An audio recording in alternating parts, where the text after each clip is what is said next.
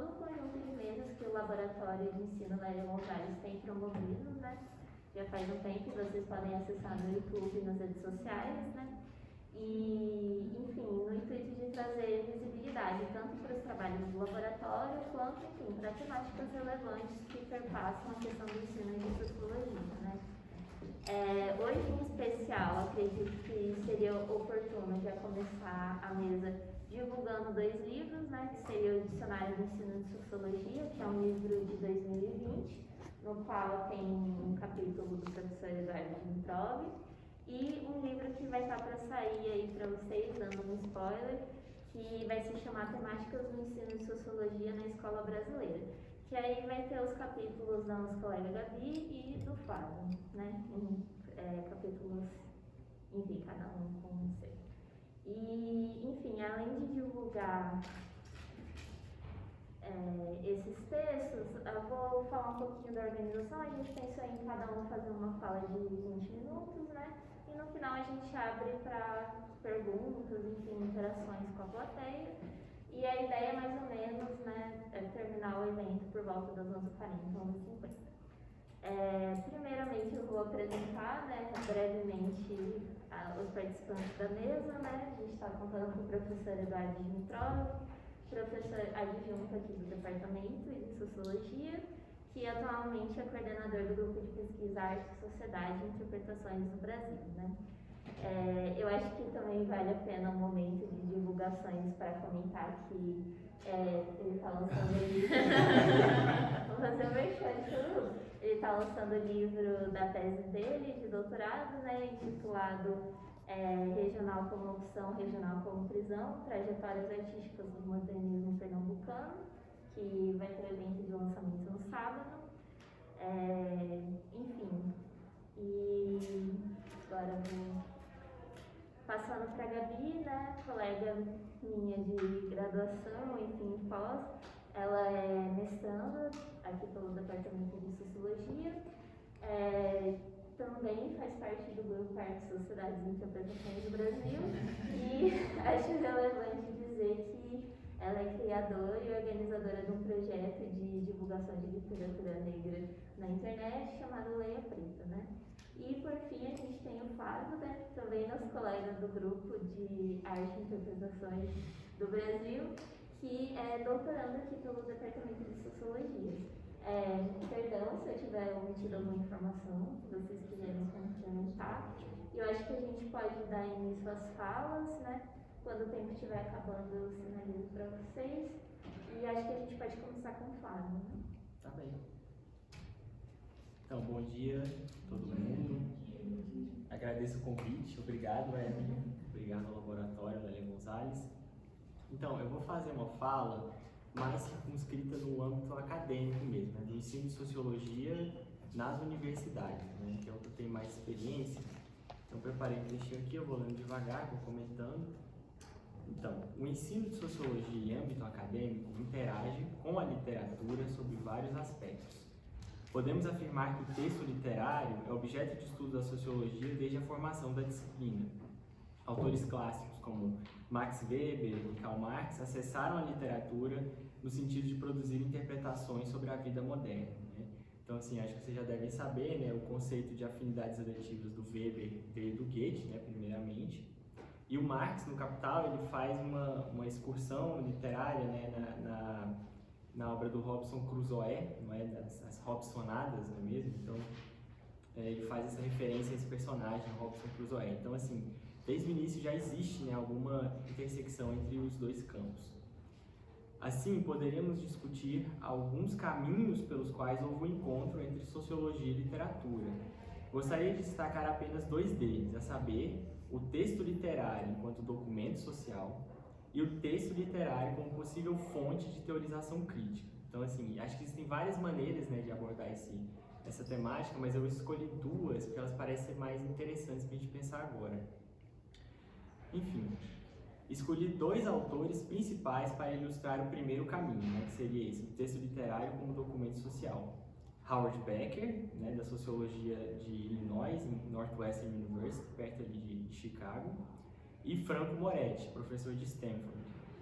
Em seu livro Art Works, Becker analisa que a construção do objeto artístico se dá mediante a ação coordenada de diversos agentes. Assim, a produção artística não escapa às interferências do contexto social que a cerca, na medida em que o artista deve se adaptar aos fatores contextuais que a ele se apresentam. As convenções artísticas, portanto, as regras que compõem, a produção artística, resultam, portanto, da interação entre público, artista e os mecanismos financiadores do artista. Nesse sentido, se observarmos especificamente a literatura, concluímos que o escritor está sujeito também às exigências do mercado editorial e do público leitor. Cabe ao sociólogo compreender de que maneira o autor se adapta a essas dinâmicas externas e como elas se organizam. Então, primeiramente, estou falando aqui de arte, mas assim, na sociologia, quando a gente vai pensar sociologia e literatura, tudo se mistura bastante. Metodologicamente, os procedimentos são muito similares. Enfim, qual que seria então esse primeiro caminho nesse sentido? A obra de arte, a obra literária, o texto literário, ele não é portador dessa subjetividade única. Então a sociologia consegue tirar esse pensamento de que o texto literário ele é simplesmente a inspiração do escritor, muito pelo contrário, a produção do texto literário é composta desses agentes que interagem, então é feita na interação social, esses agentes competem entre si, eles precisam administrar recursos, eles precisam escrever de acordo com o público, de acordo com o mercado editorial. Então, assim, essas dinâmicas, que são bastante externalistas, ao texto literário, contribuem para a formação do próprio texto literário. A sociologia ajuda a gente a compreender isso. Então, assim, eu só vou escrever uma trilogia de livros, por exemplo, se eu tiver espaço editorial para isso, senão eu escrevo menos. Esse é o mais interessante do Becker. Então, não é nem que o escritor ele vai deixar de fazer o trabalho, ele vai adaptar o que ele está pensando inicialmente em relação às interações que ele tem. Então, esse seria um primeiro caminho bastante interacionista de como a sociologia pode contribuir para estudar a literatura. Enfim, Moretti, agora eu vou falar do segundo autor, Franco Moretti, mais próximo dos estudos literários, demonstra que a circulação do texto literário pressupõe a interação entre centro e periferia. Desse modo, as formas literárias modernas, desenvolvidas em países centrais, interagem com as formas locais. Este processo resulta em transformações sistemáticas das formas estrangeiras em contexto local.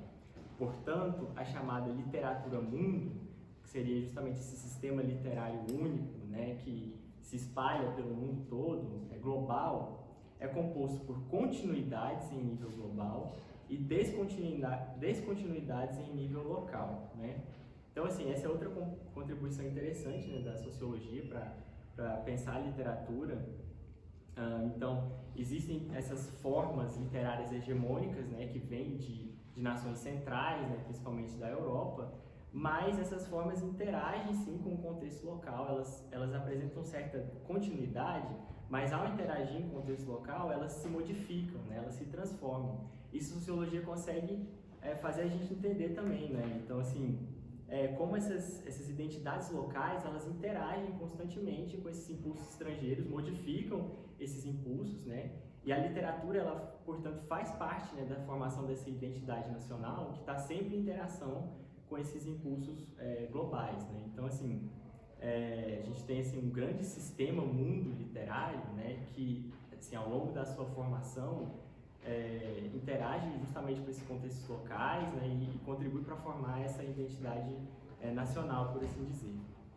Então, essa é uma discussão também muito corrente, pensar a literatura sistematicamente.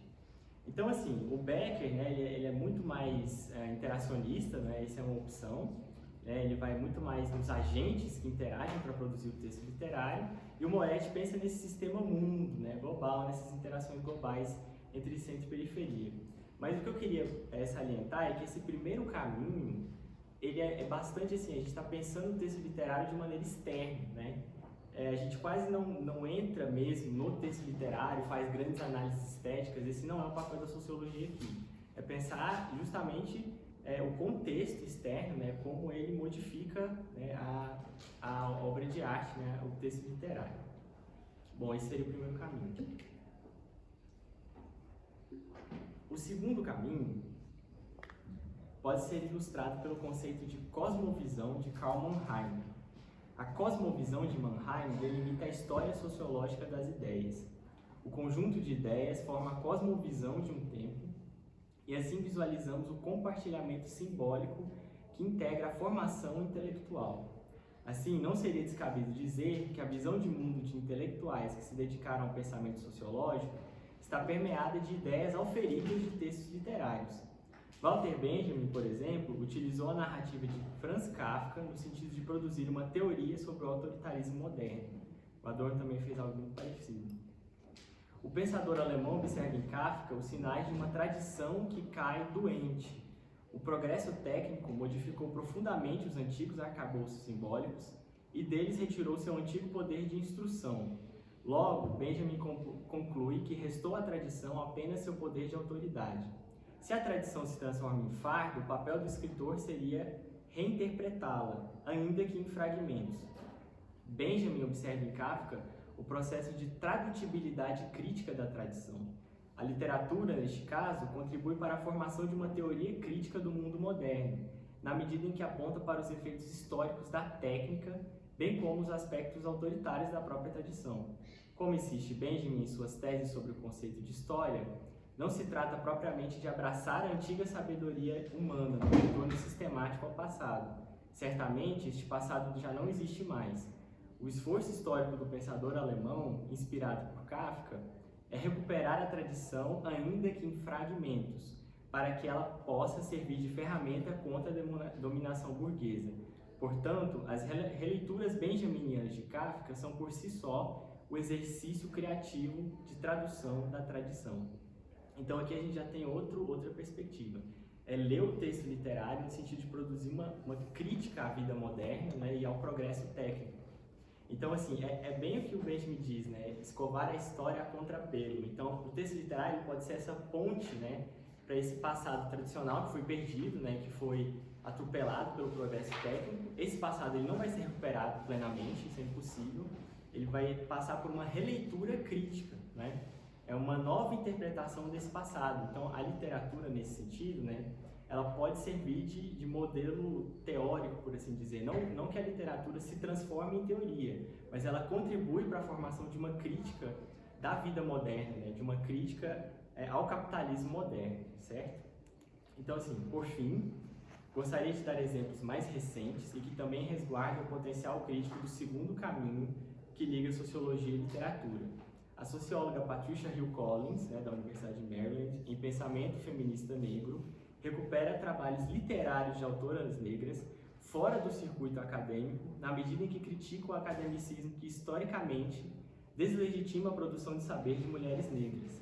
Desta maneira, por meio da literatura, a autora questiona a dominação epistêmica vigente na academia, que, por sua vez, silencia intelectuais negras. Portanto, a autora busca o empoderamento de grupos de mulheres negras ao acessar o material literário deixado por escritoras silenciadas pelo racismo entranhado em contexto acadêmico. Collins acessa e traduz uma tradição literária perdida ou marginalizada no sentido de questionar os códigos hegemônicos acadêmicos, né? Então, assim, novamente a gente vê aqui, eu acho essa obra fantástica, né, do pensamento do feminismo negro, é justamente pensar, então, como esse retorno à literatura, essa literatura marginalizada, ela contribui para valorizar conhecimentos não acadêmicos, né? Então, novamente, a gente vê esse potencial crítico de interpretação da literatura, né, dentro da sociologia. O sociólogo ele pode chegar nesses textos literários e tentar recuperar uma tradição perdida. Novamente, isso que eu disse, né, escovar a história a contrapelo. Então, assim, esses conhecimentos perdidos, né, fora do cânone, ele tem um potencial crítico imenso, né, justamente para criticar essas dinâmicas de poder, né, criticar esse academicismo, na medida em que você questiona também essas verdades, né, que são impostas pela academia e que é feita, enfim, a maioria é construída, né, por homens brancos, né. Então, assim, eu acho que nesse aspecto crítico, né, ela executa mesmo de maneira similar ao Benjamin, né, de escovar a história a contrapelo, né, de fazer esse retorno ao passado, mas criativamente, né. Então, esses conteúdos, né, que estão perdidos, eles nunca vão ser recuperados plenamente. A gente está falando de documentos históricos, né, que foram, com o tempo, foram esfacelados, né, mas assim, existe esse processo de recuperar em fragmentos, e aí mesmo que reside essa crítica, né, enfim, ao academicismo e também ao capitalismo moderno, como ele se organiza. Bom, então assim, nesses dois, eu acho que assim, se a sociologia, né, é uma disciplina crítica, né, se a gente for pensar as perspectivas da literatura para o ensino de sociologia, eu diria que esse segundo caminho é bastante interessante, né? Porque assim a crítica sociológica ela pode ser reabilitada pela literatura, né? Novamente não se trata de transformar a literatura em teoria, né? Não é isso, mas é justamente de reinterpretar, né? Fazer esse retorno histórico, né? A esses textos que foram perdidos e acessar essa tradição marginalizada, né? E que tem um grande potencial crítico. Eu acho que isso a Patricia Hill Collins faz. Ela dá muitos exemplos no livro dela, né? Mas eu queria falar mais assim de exemplos bem contextuais nossos, né? A gente tem a Carolina Maria de Jesus, né? O Lima Barreto, né? Fazendo propaganda, o nosso capítulo é sobre o Lima Barreto. Então leiam quando sair, e é justamente isso, né? Então assim, acessar esses autores marginalizados tem um potencial crítico gigantesco. Então esse seria, né? A literatura, ela tem esse poder de quebrar o cânone também, né? O cânone sociológico. Não significaria jogar fora o cânone, né, mas reinterpretá-lo de alguma maneira e questioná-lo em alguma medida. E é isso. E sobre o primeiro caminho, eu acho que assim, os dois caminhos eles são bastante complementares, né? Então, assim, em alguma medida é possível interpretar criticamente o texto, né, tentar produzir uma teoria crítica a partir do texto literário, mas também é muito interessante contextualizar esse autor, né? Entender onde é que ele está, o que ele passou para conseguir ter esse sucesso editorial, como ele foi recebido pelo mercado editorial, como os agentes ali contribuíram para produzir a obra. Então, acho que esses dois caminhos são bastante complementares, né? E, assim, a pesquisa sociológica tem muito a ganhar com isso. É isso.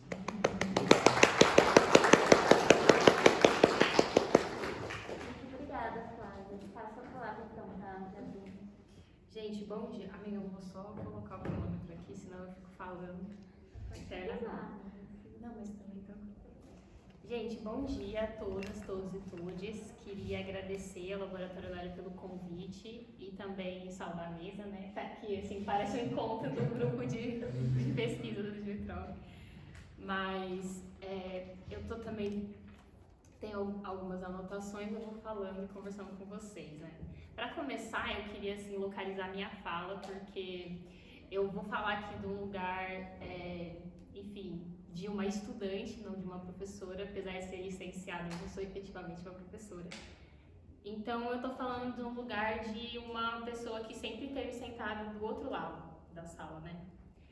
E que sempre ficou pensando sobre o que poderia ser diferente, assim, no ensino de sociologia, na graduação e no ensino médio também. E uma pessoa que sempre teve uma inquietação sobre como a gente fala sobre sociologia e também que sempre fez coro pelas mudanças dentro da sociologia. Eu acho que também a minha fala aqui hoje, ela vai ser muito pensando a intersecção entre as relações raciais e a literatura e o ensino de sociologia. Justamente pela minha pesquisa em literatura negra, mas também porque eu acho que existem, como o Flávio falou, existem muitas questões nessa literatura que foi marginalizada ao longo do tempo que afetam diretamente a sociologia e a forma como a gente enxerga a sociologia hoje e também como a gente enxerga a própria literatura. Então, para começar, eu queria fazer um movimento de tensionar de qual tipo de literatura a gente está falando, para qual tipo de sociologia a gente está falando também. Porque a gente pode falar, né? Não existe uma coisa, a literatura universal é um lugar que a gente não quer conversar, eu acho, assim. E pelo menos aqui na minha fala vai ser com essa literatura que eu gostaria de dialogar com vocês. Então, antes de falar sobre o papel da literatura, eu queria discutir um pouco brevemente sobre o ensino de sociologia, dialogando com a Nilma Lino Gomes, que em 2016 ela esteve aqui nesse auditório, justamente falando sobre a racialização do ensino, as relações étnico-raciais e o processo de descolonização dos currículos. E ela tem um texto que é intitulado Diversidade étnico-racial, Inclusão e Equidade na Educação Brasileira, Desafios, Políticas e Práticas de 2011. Então, nesse texto é bem interessante porque ela vai falando sobre as discussões levantadas pelo movimento negro nos anos 80, 90 e 2000 sobre o processo de formação dos negros no ensino básico, médio e na universidade, principalmente na universidade. Justamente para, talvez eu diria assim, questionar, né, como os processos formativos dos negros na educação está sendo traçado e, enfim, influenciado pela questão racial. Eu acho que existe uma questão nesse texto que a Nilma está fazendo, né, que é uma denúncia mesmo sobre a escola como um espaço de perpetuação do racismo. E também dessas camadas do ensino que vão reafirmando isso, né, que seriam os currículos, as normativas, as perspectivas pedagógicas que os professores possuem, enfim, toda a discussão que está por trás disso. Então, a Nilma e outros pesquisadores, eles estão pensando a escola e o ensino, a universidade, como esse lugar que é reprodutor do racismo, essa instituição que reproduz. Mas também é um lugar de disputa, que é um lugar que disputa o currículo, o discurso, a narrativa, as perspectivas pedagógicas. E é sobre um pouco dessa perspectiva que eu quero falar com vocês. Então, a gente está olhando para a realidade da universidade e como que eu enxergo o ensino sociologia dentro da graduação sob essa ótica, como aluna negra, cotista e também como socióloga, que é, enfim. Eu acho que hoje o maior desafio levantado pelos estudantes é essa reivindicação de uma sociologia que talvez possa deixar de lado esse embranquecimento do currículo, essas normatizações, as práticas e a falta do diálogo entre a teoria e a realidade de estudantes diversos, né? E eu acho que a gente, como estudante, muitas vezes na sala de aula, a gente percebe esses descompassos, né, da nossa realidade com a teoria, da teoria com a nossa realidade. E isso não significa que a teoria não é válida, né? Não é essa a discussão é sobre e essas realidades que não estão sendo abarcadas, né? E essas histórias das pessoas que sentam nesses lugares que não são as mesmas pessoas que sentavam antes das cotas raciais, por exemplo.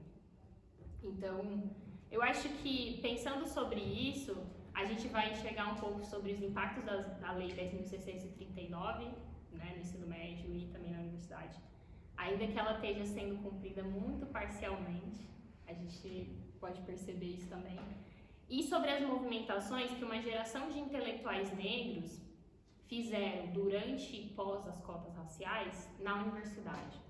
Então, a gente está falando de um cenário de transformação política, social, simbólica, material, todos os aspectos possíveis que a universidade viveu e, consequentemente, a sociologia.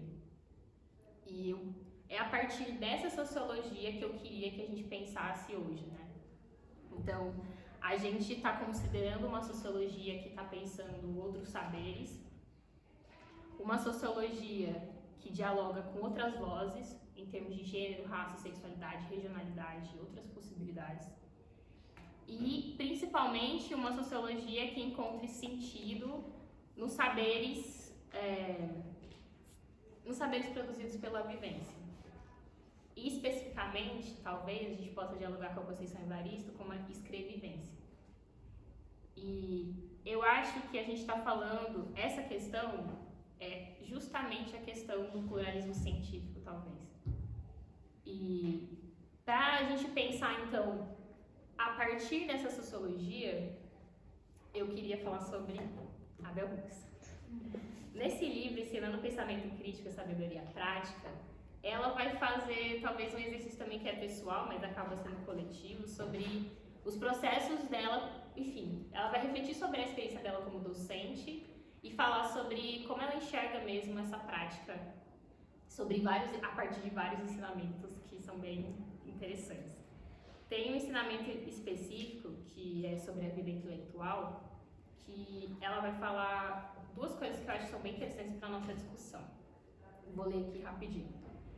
Quando penso sobre por que escolher uma vida intelectual em uma sociedade anti-intelectual, o que imediatamente me vem à mente é o impacto transformador de novas ideias e conhecimentos. Então, bom, esse logo de cara, né, ela está realmente validando essa discussão sobre a intelectualidade, se vê como uma mulher negra dentro de uma perspectiva intelectual. E também ela está falando sobre o impacto transformador que como intelectual você tem sobre a produção do conhecimento e vice-versa. E já abrindo uma aspas, fazendo propaganda também, meu capítulo no livro é sobre intelectualidade negra, dialogando com 3 intelectuais brasileiras, a Virginia Bicudo, a Beatriz Nascimento e a Teresa Santos, que são intelectuais que muitas vezes não são tão acionados na sociologia. E como a gente pode pensar a transformação dessa produção de conhecimento, como a gente pode enxergar esse lugar como possível para uma ruptura com o que a gente enxerga como normativo, universal, essa sociologia que não muitas vezes nos contempla. E aí ela vai falar sobre a experiência dela com os livros. E ela fala assim: com os livros eu aprendi que havia outras maneiras de pensar e de viver no mundo, para além daquelas que eu conhecia intimamente. Ao ler sobre a diversidade do pensamento e da vida do ser humano, eu queria compreender melhor as escolhas feitas por minha família. Essa sede de compreender serviu como um tremendo catalisador que me empurrou para buscar uma vida consciente. E, essa sede pela compreensão, essa possibilidade que a Bell Hooks encontrou nos livros, ela é bem interessante. E eu acho que é a partir desse lugar que eu gostaria que a gente pensasse.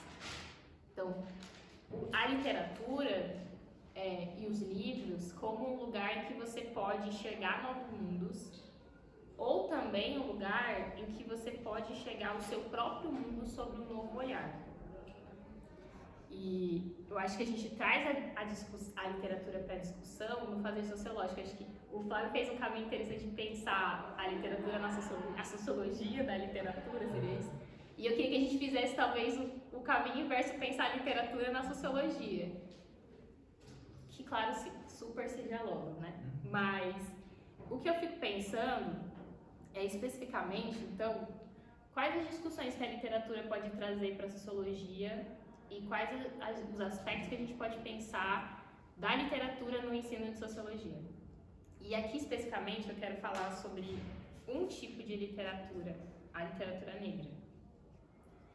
E tá uma pergunta interessante: por que uma literatura negra no ensino de sociologia? Já de cara, a minha resposta seria por que não, né? Mas eu acho que existe na literatura negra uma sede constante de ecoar as vozes silenciadas, de transformação social. Existe uma crítica ferrenha e viva, enfim, aos moldes da nossa sociedade, todos eles possíveis. E é desse tipo de discussão que eu acho interessante a gente beber para transformar as nossas práticas educacionais. E tem 2 dimensões na literatura que eu queria que a gente pudesse pensar, e elas podem ser usadas na sociologia cotidianamente, que é a questão da identidade e da autoafirmação. Bom, eu acho que quando eu recebi o convite da Evelyn, né, a primeira coisa que eu pensei para falar sobre isso seria uma discussão sobre identidade mesmo. E como que a construção da identidade negra em crianças, jovens e adultos passa por um processo de reconhecimento, enfim, não só na literatura, como na música, na arte, enfim, no cinema e tal, mas principalmente na literatura. E como a literatura negra tem esse papel de apresentar aos seus leitores discursos contra-hegemônicos que possibilitem novas referências sobre o ser negro. Então, é um espaço em que você pode, talvez, descobrir a sua identidade e repensá-la constantemente, né? E eu falo isso também de um lugar de uma pessoa que viveu isso, assim. E a autoafirmação como um processo necessário de que é interessante. A Cristiane Sobral é uma escritora aqui de Brasília, ela fala assim: quem não se afirma, né, tipo, será esquecido, será apagado, será lido da forma como a outra pessoa te entende. E na literatura negra isso é bem interessante porque, além de uma questão de autoafirmação do autor, né, a gente está falando também sobre sujeitos que estão dentro da obra. Qual que é a discussão de afirmação direta e indiretamente que está ali presente? E como que isso é importante para quem lê e para quem trabalha com esse tipo de obra. Então a gente não está falando sobre o sujeito negro dentro dos estereótipos arquétipos racistas que a gente sempre viu na literatura brasileira. A gente está falando de uma nova possibilidade, uma nova alternativa e, mais ainda, a gente está falando não necessariamente às vezes de coisas novas, mas sobre pluralidade de existências, né? E eu acho que quando você trabalha com isso, né, enfim, com esse tipo de alternativa, tudo se torna bem mais potente sociologicamente. E são essas duas dimensões que moldam, então, enfim, em parte, nossos processos subjetivos e a nossa relação com a escola, né, de certa forma. Se eu encontro nesse lugar um espaço que eu possa me reafirmar enquanto estudante como mulher negra, como homem negro, se tem espaço para que as minhas identidades sejam aceitas dentro desse lugar. E o interessante sobre esse ponto é que quando a literatura negra ela pode ser somada à sociologia, no ensino médio, por exemplo, na universidade, ela pode ser definidora em parte da experiência que esse sujeito tem com o conhecimento sociológico. Eu acho que isso é uma questão central dentro dessa discussão. Então, se dentro da sala você vai encontrar um professor que... E a gente está falando de professores agora, né? Se você vai encontrar um professor que compreenda a importância desse aspecto na sua formação como intelectual, ou não. Então, a gente também pode perceber que esse lugar, ele também é um lugar afetivo, politicamente afetivo de disputas e negociações, né? E como esse lugar afetivo ele disputa, ele ocupa na nossa formação um aspecto bem central, eu diria assim, como você vai seguir a sua trajetória. Um aspecto interessante que eu ia comentar com vocês, quando eu entrei na UNB em 2016, eu queria muito a licenciatura e não queria nada seguir uma trajetória acadêmica. Às vezes as pessoas veem isso hoje e falam, sério? Mas eu acho que tudo mudou pra mim quando eu li o Intelectuais Negras da Bell Hooks, né, que é aquele artigo dela, que ela tá fazendo justamente esse exercício, então, de você entender o aspecto político e afetivo da sua trajetória como intelectual e como esses processos da identidade e da autoafirmação, eles caminham junto com a sua trajetória. E é lógico que não é só a literatura que segue esse caminho, mas aqui hoje a gente está falando sobre isso. Então, existe para mim uma possibilidade pouco explorada por baixo do uso da literatura negra na sociologia. E a gente pode, talvez em uma outra oportunidade, discutir por que a literatura negra não é usada na sociologia. Mas eu acho que as duas podem, juntas, né? Enfim, a literatura pode ser aliada a uma série de discussões sociológicas feitas dentro de sala de aula. E aí, aqui eu não quero enxergar a literatura negra, ou a literatura em geral, né, como uma ferramenta. Não é aquele, eu acho pelo menos, que a gente, não é onde a gente extrai o que a gente acha necessário, tipo, você tira um pedaço, né, para você dar a sua aula sobre estratificação social, para você dar a sua aula sobre sociologia urbana. Não, é a literatura negra como um produto do pensamento social, né? Como um lugar de teorização de uma série de discussões. Então, é um lugar onde o que está sendo dito ali é muito mais do que só os trechos que você pode ler e dialogar com seus alunos. É uma coisa muito mais ampla e que pode ser profundamente utilizada no ensino de sociologia. Que existe uma relação entre a literatura e a produção do pensamento social muito estreita, né? Eles pouco podem ser dissociados e, quando trabalhados juntos, podem trazer perspectivas únicas. Então, se a gente puder falar sobre os temas tão caros da sociologia, talvez dialogando com Olhos d'Água, da Conceição Evaristo, ou Torturado, do Itamar, e talvez Quarto de Despejo, qualquer livro da Carolina, a gente pode também pensar o que essas obras têm para nos apresentar em termos epistemológicos, né? O que a Carolina e esses outros autores têm que a gente possa avançar significativamente em direção a novas narrativas, né? Ao rompimento de uma sociologia tão embranquecida e estática, às vezes, para o que a gente quer produzir de conhecimento. Então, talvez a gente possa realmente discutir sobre o papel desse trabalho na identidade de jovens negros e suas experiências dentro de sala de aula e construir novas estratégias para a gente falar sobre sociologia. Porque eu acho que não é só usar a literatura no ensino de sociologia, eu não acho que seja só o suficiente, né? A gente precisa falar sobre uma literatura que se possibilite plural. Então, o que eu estou dizendo aqui é que, assim, qualquer literatura trabalhada dentro de sala de aula é muito potente, mas a gente também precisa ter um olhar para uma literatura que se possibilite plural para essas histórias, né? Uma literatura que abandone os arquétipos construídos sobre essas minorias, ou talvez se a gente trabalhe esses arquétipos de uma forma crítica, não só, enfim, que a gente não ignore isso, né? E que a gente também possa enxergar nessa literatura outras realidades. E aqui eu estou falando sobre pessoas, sobre sujeitos negros, mas eu também estou falando sobre as mulheres, enfim, né? Sobre todos os sujeitos de outras sexualidades, pessoas com deficiência, enfim, como que isso está sendo colocado dentro da literatura que a gente trabalha dentro de sala de aula. E se não está, se essas pessoas não estão na literatura que você está trabalhando, talvez seja a hora de colocá-las. E eu acho que isso muda muito a nossa experiência dentro de sala de aula, né? Como a gente, quando a gente dialoga com as histórias das pessoas que estão sentadas ali do outro lado.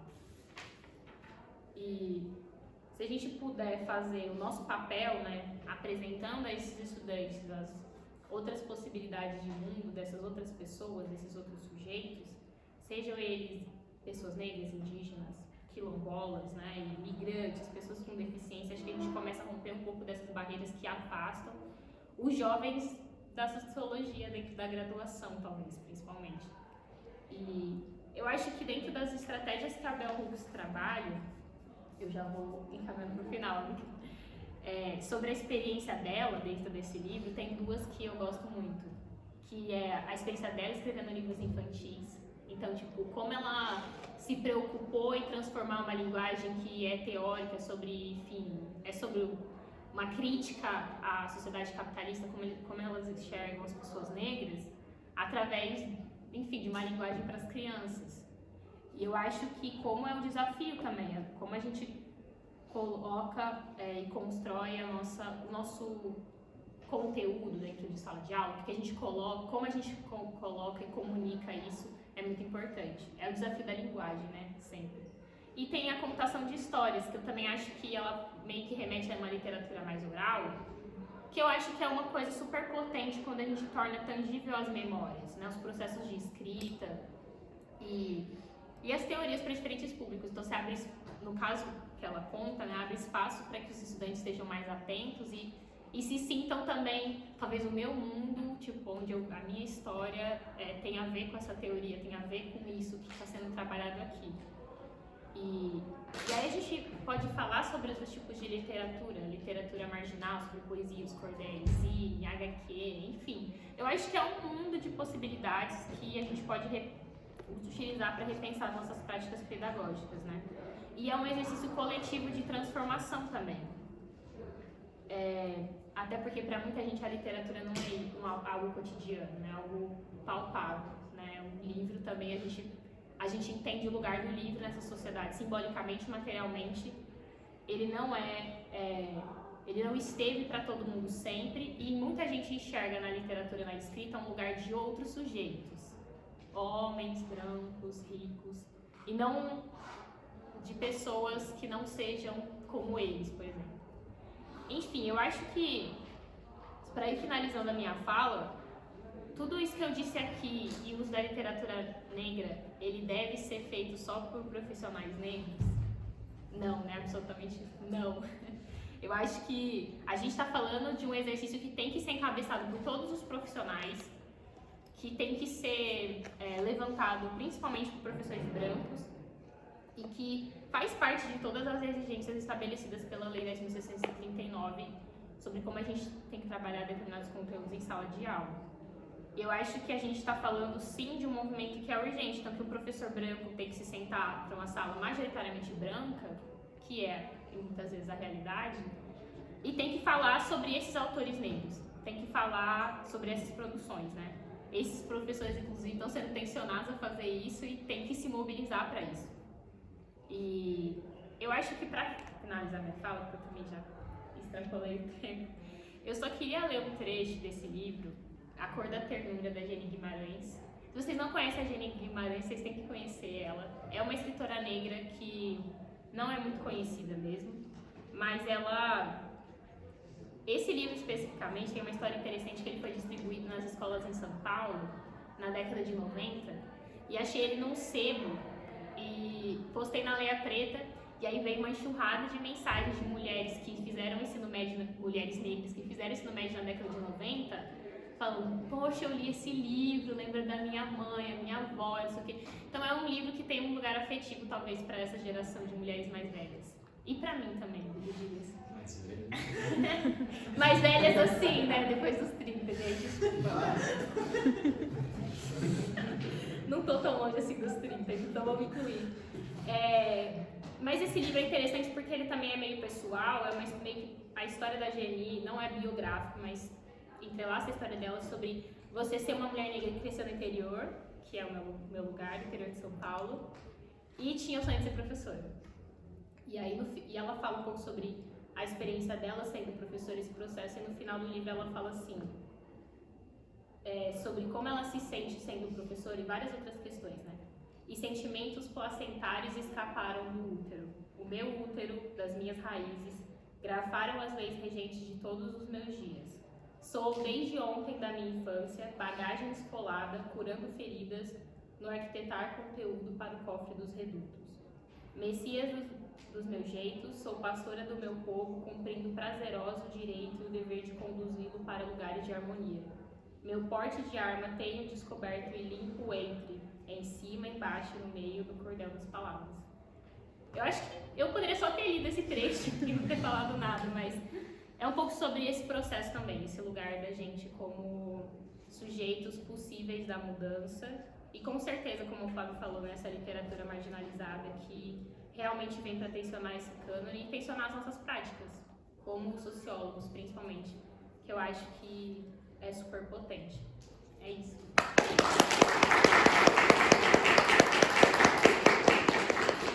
Muito obrigada, Gabi. Agora eu vou passar a palavra para o professor Gisele. Bom dia a todos. Fico muito feliz de ver o auditório cheio, assim, acho que é raro, é raro nessa pandemia, eu acho que depois da pandemia as coisas ainda estão muito fáceis, então fico muito feliz mesmo desse ter gente assistindo um negócio sobre literatura, ensino de sociologia, enfim, fico muito feliz. E fico feliz ainda com o evento, né, assim, pensado pela Eva e pelo Marcelo.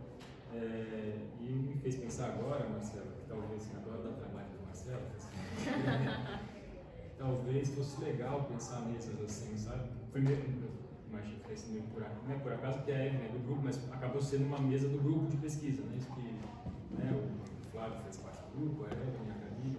Então, mas eu fiquei pensando que talvez não fosse o caso de armar, não sei se estão pensando nisso, mas de fato de envolver os grupos de pesquisa com questões da licenciatura, já que o Lélia tem bastante gente meio olhada, como assim, a princípio a licenciatura tem espragado pelos outros grupos, né? Porque isso, uma das nossas preocupações na licenciatura é de não isolar a licenciatura do departamento, não criar de fato, né? Assim, professores da licenciatura, professores do bacharelado, né? As coisas têm que estar interligadas, talvez esse seja um jeito de se articular as coisas. Fiquei pensando nisso, acho que deve ser bem legal, né?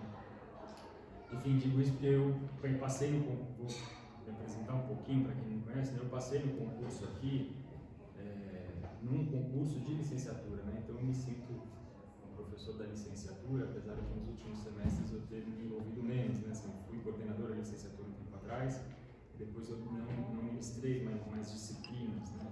Na licenciatura, assim, de estágio, né? Tópicos especiais do ensino de sociologia, enfim. Mas eu me considero um professor atento e muito preocupado com a licenciatura.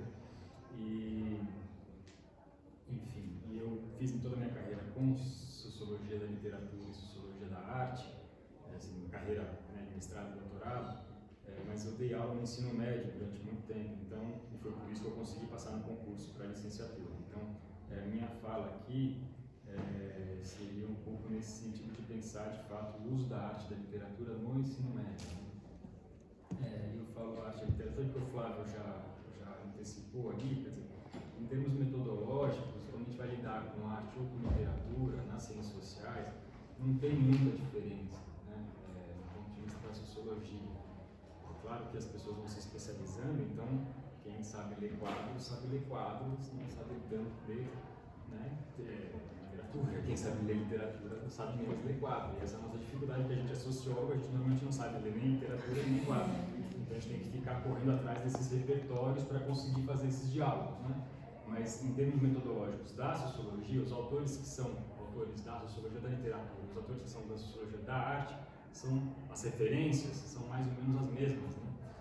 Porque tem questões muito semelhantes, quer dizer, uma das questões da sociologia da arte, que o Flávio também já apontou, quer dizer, é a ideia de que tem que se pensar, né, quais são as constrições sociais para a produção daquele objeto artístico, daquela obra literária, né? Como é que aquilo foi feito? Por que aquilo foi feito? De que maneira? Com quais recursos? Com quais referências? Aquele autor fez com quais referências daquela obra, né? E, de alguma maneira, eu acho que esse é o objetivo, né, do ensino de sociologia no ensino médio. Quer dizer, o ensino de sociologia no ensino médio, a gente quando é professor, a gente vai se perdendo nos livros didáticos e esquece qual é o objetivo, né? Estou generalizando, não todo mundo esquece, mas é comum esquecer qual é o objetivo do ensino de sociologia, né? Qual é o objetivo da sociologia, propriamente. Quer dizer, o objetivo da sociologia é da gente estranhar a nossa realidade. Tem que pensar por que as pessoas fazem o que fazem da maneira que fazem, né? É perceber que tudo isso é um arbitrário cultural, né? A gente vive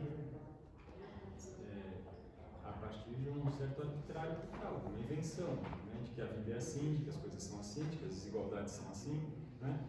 Mas tudo isso tem historicidade, isso tem uma razão sociológica de ser, uma razão social de ser.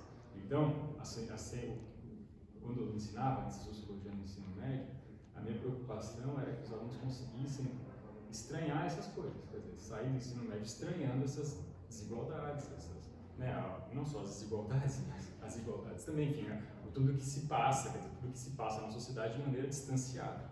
Esse olhar distanciado, ele de alguma maneira, é possível de ensinar isso, né, ensinando sociologia da arte, porque a sociologia da arte, de alguma maneira, está justamente querendo distanciar o nosso olhar para as obras que normalmente a gente tem uma relação afetiva com elas, né? As obras nos atravessam, né? Olhando aqui para o Rodolfo, que gosta dessa ideia, né? Que as obras nos afetam, nos atravessam, elas criam emoções, mas um sociólogo vai pensar, bom, mas por que isso está me criando emoção? Como é que esse cara conseguiu gerar essa emoção em mim? Né? Como é que ele articulou materiais expressivos de tal maneira que isso afeta algumas pessoas e não afeta outras, né? Ou seja, é criar esse olhar distanciado para as obras. E aí, normalmente, o que é feito quando a gente pensa em uso de arte ou de formas expressivas no ensino médio? Normalmente você tem lá um professor que está tendo que ensinar Revolução Industrial, e ele pega e ensina e passa o Charlie Chaplin lá no Tempos Modernos, né? Para ilustrar a Revolução Industrial, usa-se uma obra de arte. Por que ele não usa o cinema como analisar o cinema, a indústria cultural propriamente, né, para falar sobre a modernidade, para falar sobre a Revolução Industrial? O cinema é um fruto da modernidade. Por que não olhar para o cinema como um objeto sociológico de se ensinar a indústria cultural. O Charlie Chaplin não faz aquilo de maneira artesanal, aquilo é uma indústria, certo? Então, é possível falar de indústria olhando para o filme, não só pelo que o filme está representando, mas como o filme é feito, né? Então, é um pouco essa que é a ideia, né? Quer dizer, de perceber que as obras de arte, que a sociologia, quando analisa as obras de arte, ela pode ensinar sociologia com as obras e não usando as obras como exemplo. Né? Uma das questões, justamente, né, se a questão das obras de arte, quer dizer, pensar, ou da sociologia pensando na obra de arte, é um pouco pensar na relação entre estrutura e agência, né? Como é que esse artista faz uma obra inventiva, né? A gente tende a imaginar que o artista é um gênio, né? Que essa é a construção moderna de artista, que o artista é um gênio, que o artista expressa a sua subjetividade naquela obra, que ele expressa uma identidade específica naquela obra, né? E o que a sociologia faz é tentar ver que, bom, ele tem uma agência, o artista ele tem uma agência, mas ele está executando essa agência, ele está atuando a partir de construções, de uma estrutura social, de repertórios, né? Então, reconstruir com os alunos esses repertórios das produções culturais, né, me parece que é super interessante, né? E que, enfim, é possível de se fazer, né? Eu vou entrando já um pouco no diálogo com a Gabi, que é de se pensar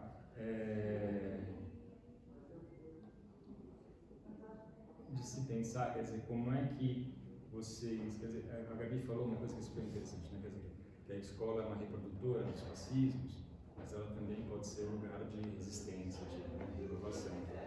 E aí, se a gente tem esse olhar mais distanciado para as obras, até o Alencar pode ser uma literatura antirracista, né? Não porque ele representa alguma coisa antirracista, pelo contrário, mas é de mostrar como que no Brasil do século XIX, né, se configurou um campo literário de tal maneira, com alguns padrões, que os estereótipos sobre os indígenas era algo desejado para uma literatura. Isso não significa que a gente vai gostar de Alencar enquanto leitor. Não, duvido que vocês tenham gostado de ler Alencar no ensino médio, sei que leram, certo? Os alunos de ensino médio têm muita resistência a ler esses autores do 19. E me parece que a resistência se dá porque a gente parte do princípio de que a gente tem que gostar do que está lendo, né? Eu acho que aí a sociologia pode ajudar no sentido de que a gente não precisa gostar do que a gente está lendo, a gente precisa entender por que esse cara escreveu esse negócio que eu acho chato hoje, né? E por que ele está usando o estereótipo de indígena, né? Se eu entendo por que o Alencar está usando o estereótipo de indígena, é óbvio que eu não vou acreditar que aquela representação de indígena é melhor. Não, mas você vai entender que ele fez um retrato estereotipado dos povos indígenas, porque ele tinha um modelo romântico de literatura, ele precisava achar um antepassado para o Brasil que não envolvesse a população negra. Quer dizer, então, esse jogo de poder, né, um professor de sociologia consegue fazer com a obra literária, com a obra artística, criando no aluno esse olhar distanciado, né? Quer dizer, você vai ler esses autores, mas você não precisa concordar com nada do que eles estão dizendo. Você precisa entender por que esse cara escreveu aquilo que ele escreveu, né? E por que isso virou cânone durante um tempo. Se a gente, a ideia de, eu acho, né, que o ganho da sociologia para isso, o ganho da sociologia no ensino médio, é que ela pode usar os recursos das outras disciplinas, no caso da literatura, né, do ensino de português, da história, para ensinar sociologia sem se preocupar tanto com o livro didático, com o encadeamento do livro didático. O livro didático, ele, de alguma maneira, ele tolhe o que a gente tem que ensinar. Porque se o professor fica preocupado em passar o que está no livro didático, é evidente que tem os currículos, a gente tem que passar coisas do currículo, mas é isso que eu estou dizendo. Nos currículos oficiais, nas normativas, elas são muito mais amplas do que a gente considera isso na vida prática do professor, né? Quer dizer, a gente pega um material didático, eu falo a gente porque eu já fiz isso, mas se pega o livro didático e você acha que, bom, eu preciso cumprir todas as unidades daquele livro até o final do ano, e esquece qual que é o objetivo da sociologia, para voltar na minha fala, que é olhar fazer esse olhar distanciado. Se eu não olho distanciado para o livro didático, como é que eu vou ensinar um olhar distanciado para o meu aluno? Né? Se você está só aplicando um livro didático, um conteúdo que está aí estipulado, né? Como é que você ensina algo realmente sociológico para o seu aluno? Você está fazendo uma educação tanto bancária, de transferência do que está no livro, de tradução do que está no livro. Né? Então, o que eu acho interessantíssimo é que os temas que estão nas normativas e nos próprios livros, a gente pode abordar esses temas usando esse olhar mais distanciado, esse olhar mais crítico, né?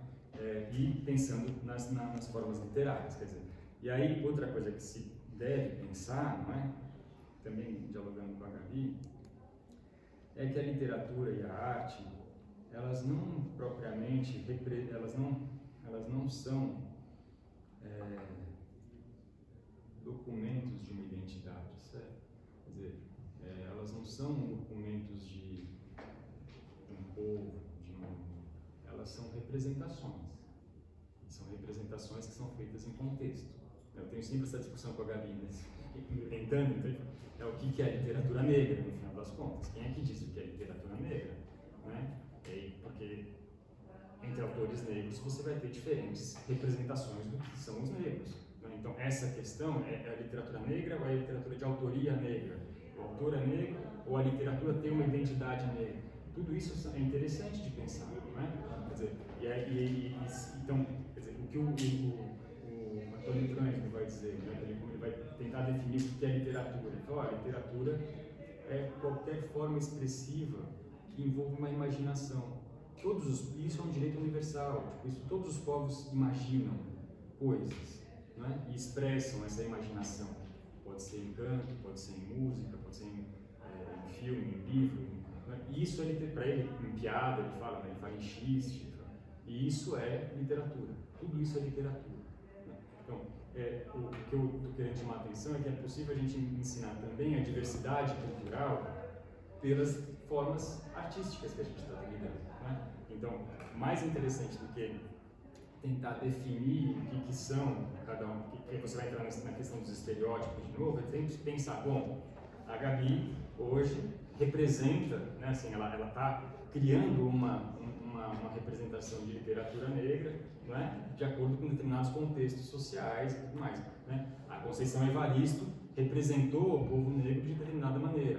Né? O Itamar Vieira representou o povo negro de determinada. E todas essas formas de representação só enriquecem. Quer dizer, eu não estou querendo dizer que um é mais correto do que o outro, um é mais frágil do que o outro. É pelo contrário. Quer dizer, nós somos múltiplos. Todos nós, né? Quer dizer, somos múltiplos e cada um de nós expressamos essas nossas multiplicidades.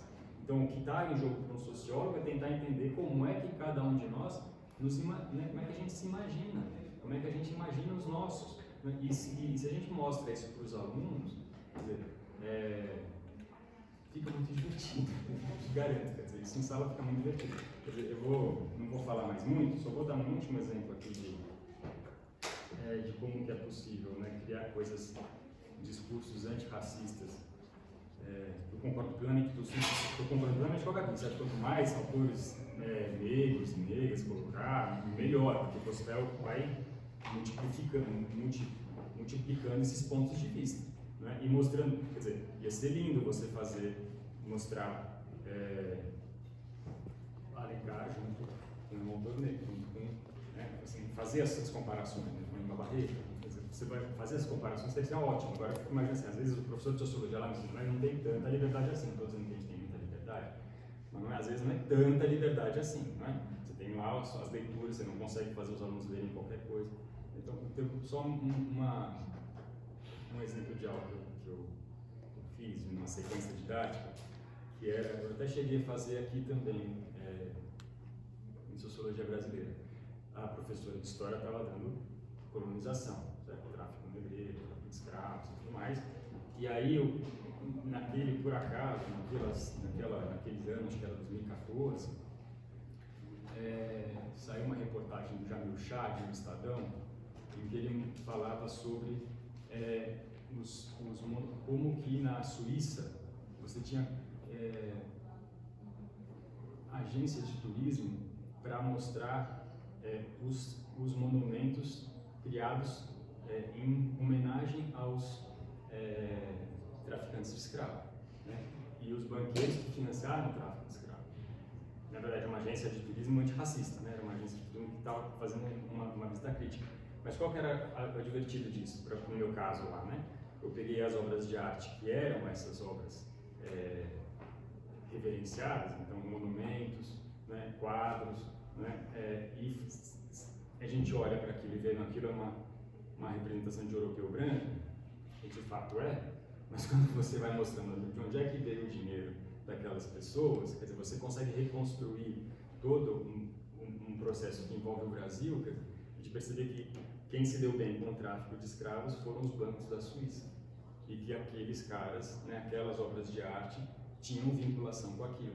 Então aquelas obras, no começo da aula a gente falava, os alunos vinham com essa ideia, não, esse quadro representa um rico, mas ele também representa o artista que foi olhar, tem um gênio do artista, tem um, sabe assim, essa coisa de bem romântica mesmo, né, de dizer que é uma expressão artística de uma elite, mas que o artista tem a sua agência de fazer aquilo, mas não sai muito disso, né? A hora que você vai mostrando as conexões de como que esse cara era um banqueiro, aquele banqueiro financiava os artistas, que financiava e que, portanto, se representavam de determinada maneira, né? É um jeito mais interessante de lidar com a coisa, né? E ao fazer isso, eu não estou fugindo do assunto da sociologia, percebe? Quer dizer, qual que era o objetivo da sociologia? Mostrar a relação entre agência e estrutura. Então, aquele artista que pintou um quadro, um retrato de determinada maneira, ele tem uma agência, ele está representando o retratado de determinada maneira, ele está mobilizando um repertório artístico específico, né? Mas ele também está envolto num mundo social bem circunscrito, né? Quer dizer, circunscrito não, porque ia da África ao Brasil, ao Caribe, né? E o dinheiro circulava. Mas, enfim, é um mundo social, né? Então, acho que essa é um pouco enfim, o que eu trouxe para vocês. Eu não consegui escrever, então minha fala não ficou tão bonitinha quanto a da Gabi e do Flávio, mas eu acho que era isso. Só para finalizar, eu acho que realmente isso é o que eu acho mais importante, quer dizer, uma coisa que eu gosto muito de pensar, de fato, esse é o tema do meu doutorado, né, são a relação entre a arte e a identidade. Esse é um tema que me interessa demais.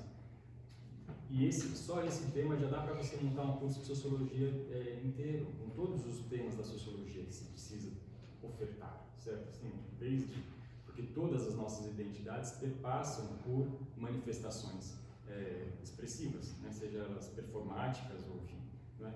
Então a gente conseguiria imaginar todas as disputas políticas que existem na sociedade brasileira a partir de elementos expressivos, né? Desde a capoeira até o samba, até os museus, né? O currículo da escola, são todas formas expressivas, né? São formas expressivas de grupos sociais que estão em disputa e disputando por identidades, né? Então acho que essa que enfim, era isso que eu tinha. Vamos deixar espaço para o debate.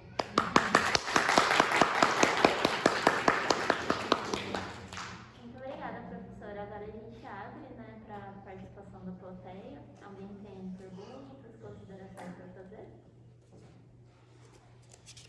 Acho que o Rodolfo levantou a mão primeiro lá, então... Bom dia a todo mundo. Obrigado pela mesa, pela organização.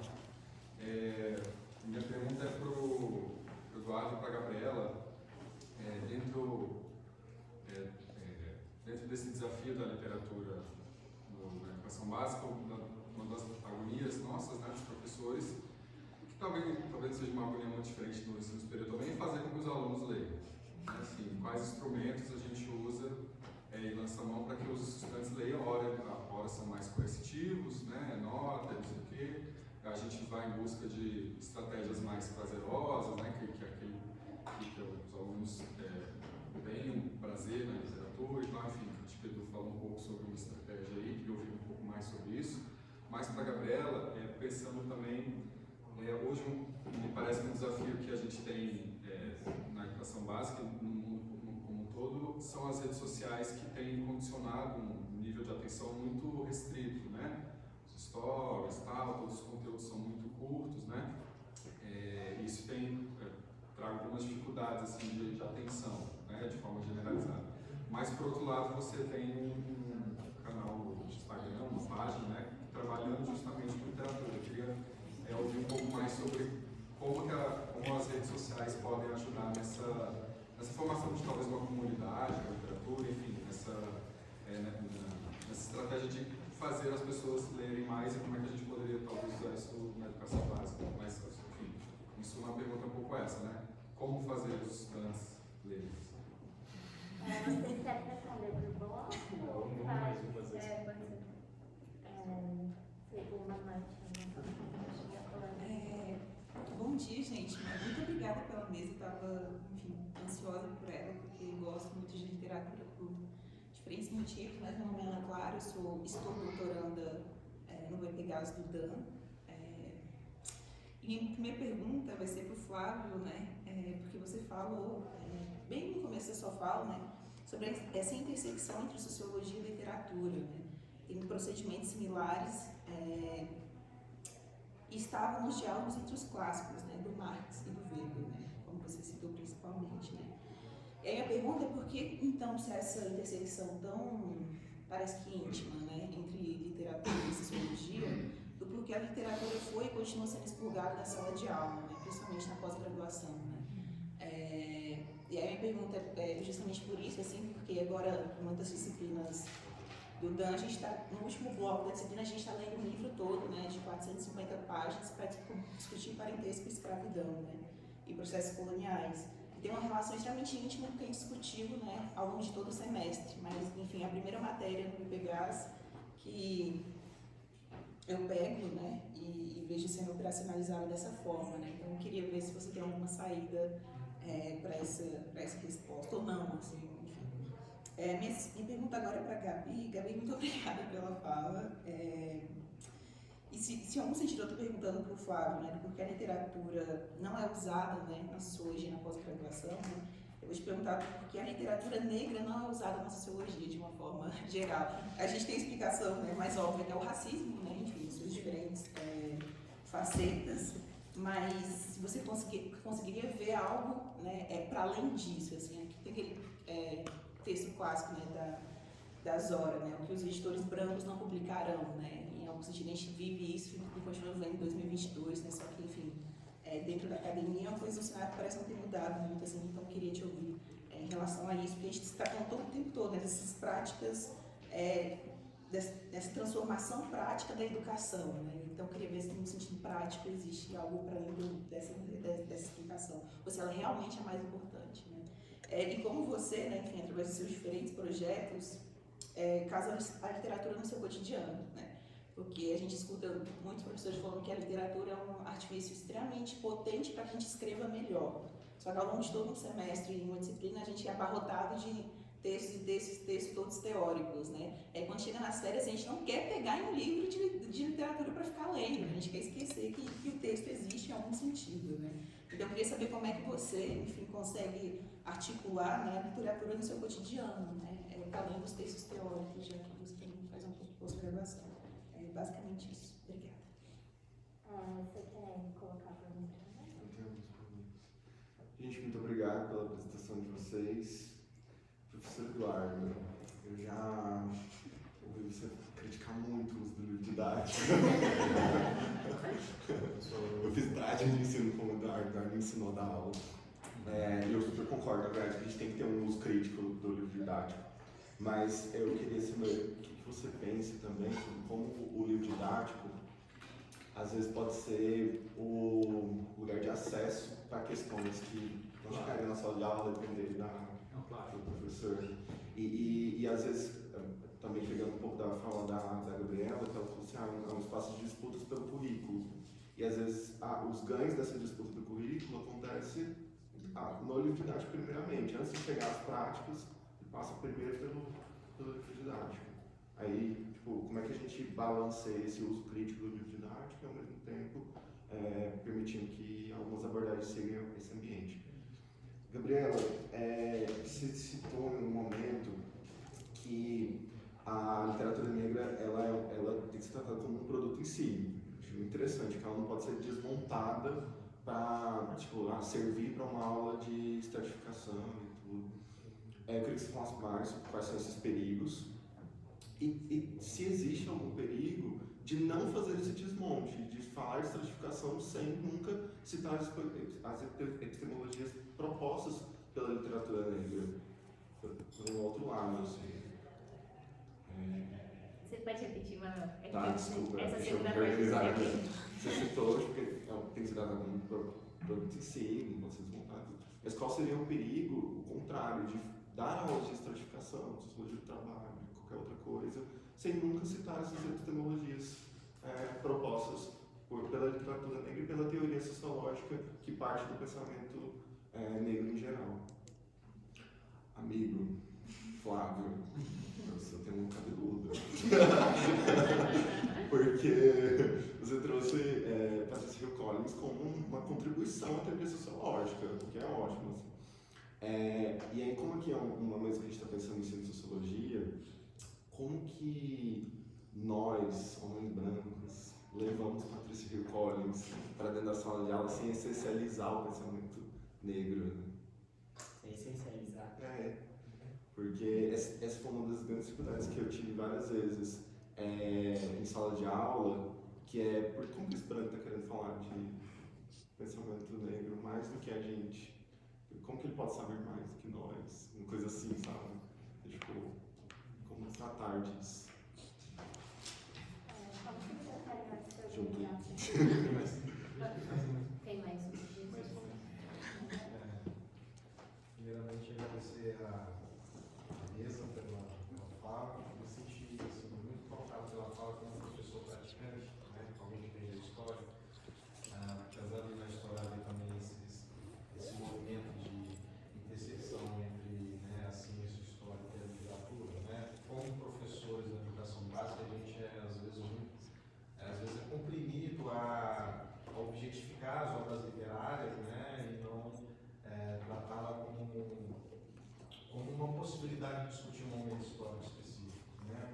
E aí, você na fala da Gabriela e do Eduardo, eu gostaria de perguntar de que maneira vocês enxergam essa, vamos dizer assim, essa transcendência entre a objetificação da obra, né?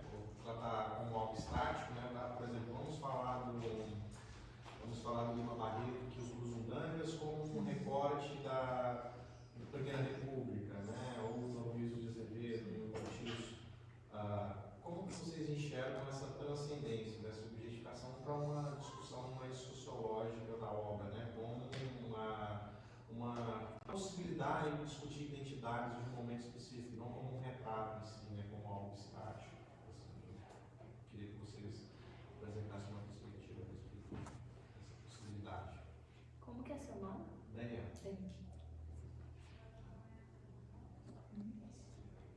Acho que então a gente pode encerrar o bloco de perguntas, né? Como vocês preferem fazer? Por ordem? Pode ser? Você pode começar? Então, a primeira pergunta, né? Por que, né, se desde os clássicos, né, a sociologia, a literatura aparece na sociologia, né, na Clara, por que saiu da sala de aula? Eu acho que a própria Patricia Hill Collins, ela responde isso, né? Porque literatura não é ciência. Então, assim, apareceu, existe esse pensamento canônico, né, desses homens brancos, né, que existe uma verdade científica, e essa verdade científica, a gente só consegue chegar nela por meio de métodos específicos, né, da ciência, e isso não passa pela literatura. Então, assim, eu acho que é difícil responder essa pergunta assim, mas eu acho que a pesquisa da Collins fala muito sobre isso, né? Então, existe um tipo de verdade, né, que é legítima dentro da academia e ela não passa pela literatura, menos ainda pela literatura negra, né? Tanto é que os departamentos eles são separados, né? Existe o departamento de sociologia e de literatura comparada, né? E ainda mais nos Estados Unidos isso é ainda mais claro, né? A sociologia ela é muito mais quantitativa, né? E escapa totalmente dessa reflexão, né, com a literatura. Então eu responderia nesse sentido, né? Existe um cientificismo muito grande, né? que tira a literatura do campo, né, desse campo dos conhecimentos duros, né, da ciência. Então é isso, eu acho que talvez uma solução seria justamente colocar, né, de novo, a Gabriela falou um pouco sobre isso, né, de troca, né, de pensar a literatura enquanto esse objeto, né, da indústria cultural, né, quer dizer, ela faz parte desse grande contexto social, né, ela consegue representar realidades, né, então assim, ela tem, ela está no mercado também, existe um mercado para ela, então talvez seria nesse sentido, né, de devolver a importância para a literatura dentro da ciência. Poderia sim, não sei se eu te respondi. Isso que o Manuel falou, eu não sei se eu tenho uma resposta não, Mas é uma coisa que a gente está pensando.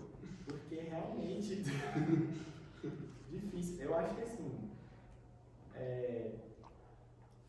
eu tomaria a Patricia Hill Collins como uma grande socióloga, eu apresentaria ela assim, né, e mostraria como essa autora me fez pensar a minha própria formação, porque a minha formação ela é recheada de homens brancos, assim, desde o início da graduação, então eu apresentaria dessa maneira, né, que enfim, eu estou apresentando esses autores, né, porque eles fazem repensar o cânone, não porque assim, é preciso, não, é porque realmente é bom repensar o cânone, traz avanços na própria produção do saber e também da ciência, né?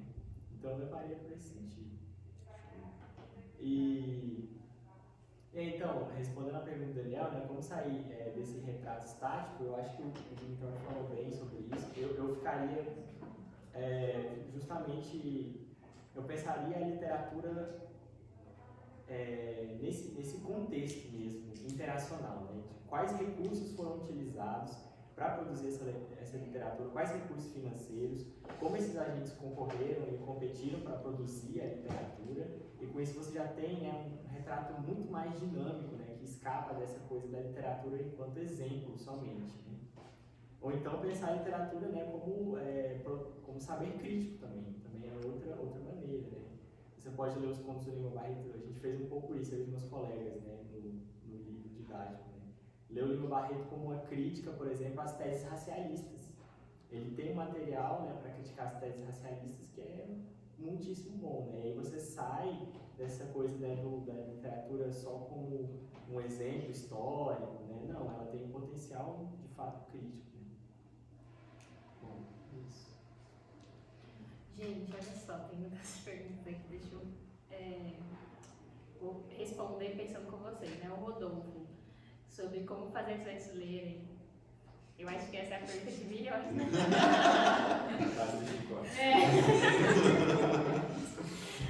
Mas assim, as redes sociais no incentivo à leitura. Bom, tipo assim, trabalhando com livro na internet é bem diferente do que você trabalhar com livro dentro da sala de aula. Até porque o público que chega para você é um público que quer ler, seja ler mais, quer descobrir outros autores e tal. Então são pessoas que, tipo assim, já querem ler, né? Não é ninguém que não quer e tá ali no meio de gaiato. Mas o que eu fico pensando é que, assim, eu acho que hoje a gente tem muitas movimentações, né? Seja no mercado literário mesmo, mais jovem, que trazem muitos leitores jovens, assim, a partir dessas leituras em aparelhos, tipo Kindle, no Kindle Unlimited e tal.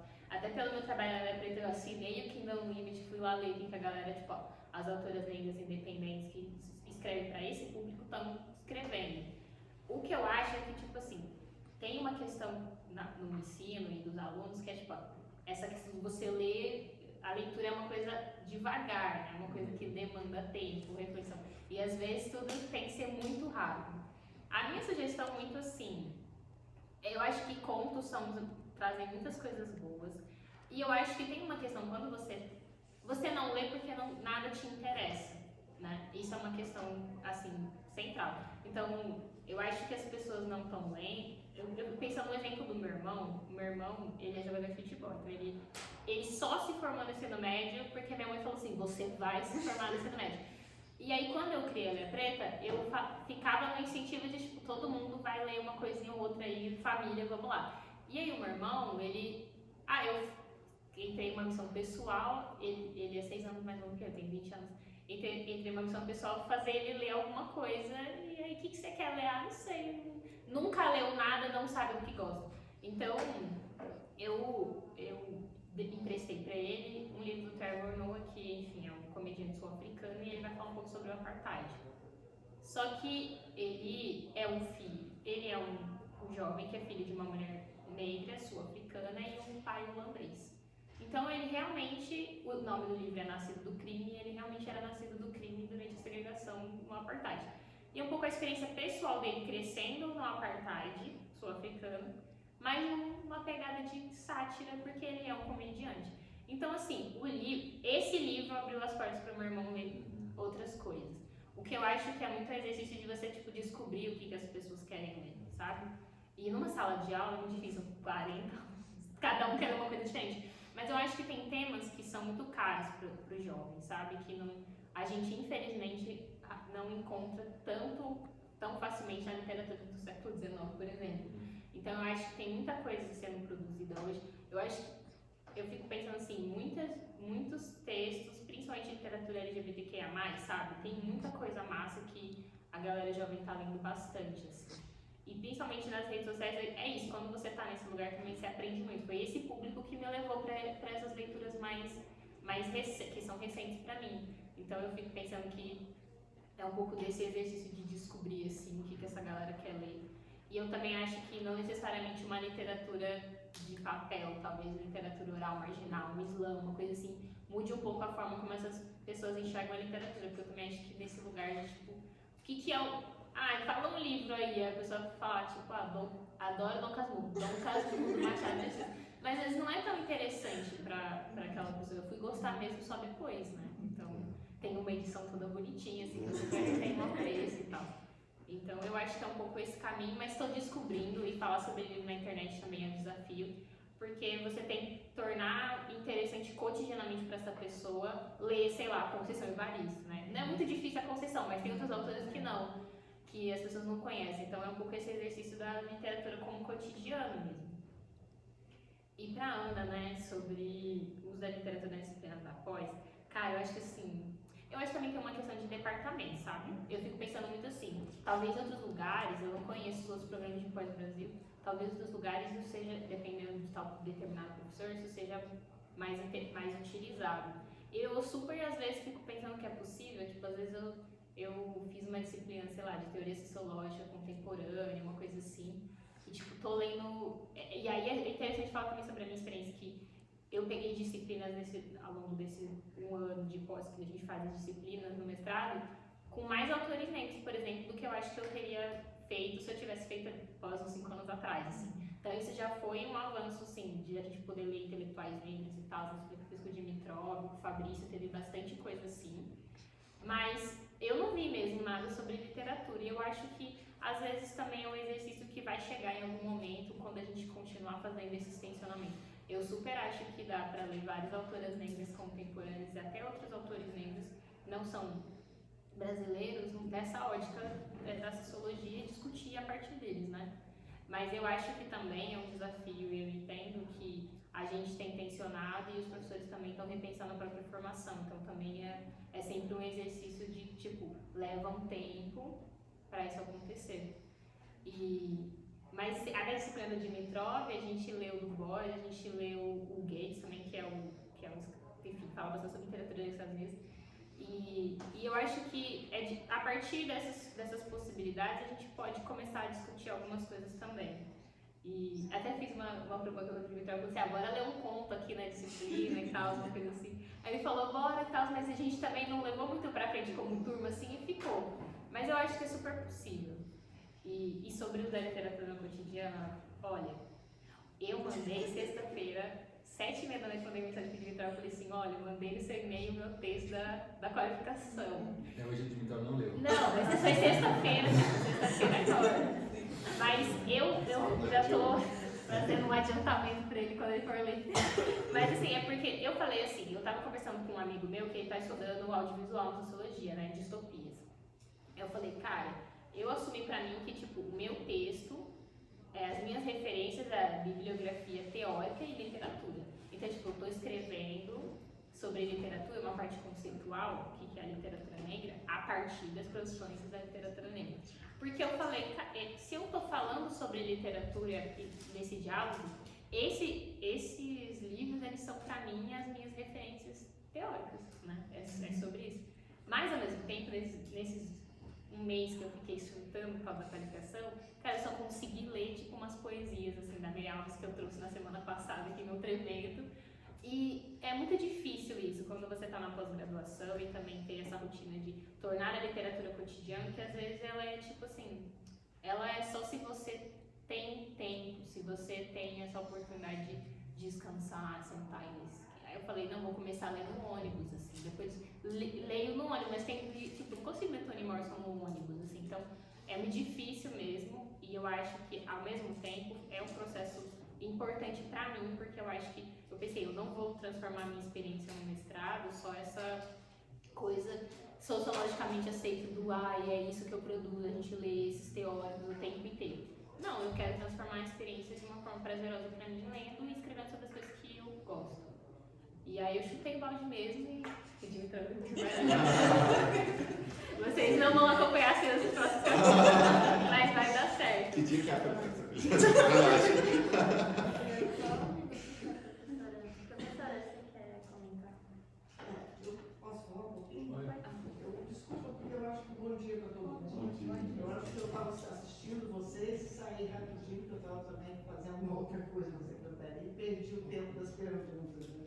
Então, desculpa por fazer essas discussões agora. Eu queria dizer o meu contentamento aí do lado norte, para quem quer assistir essa mesa, de ver, discutindo no âmbito da licenciatura, da sociologia, essa interface, ou esse diálogo com a literatura.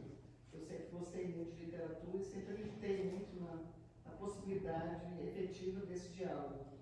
Eu gostei de todas as falas, acho que são todas muito importantes, e a respeito da que o Eduardo falou, queria só complementar da literatura como uma busca de identidades.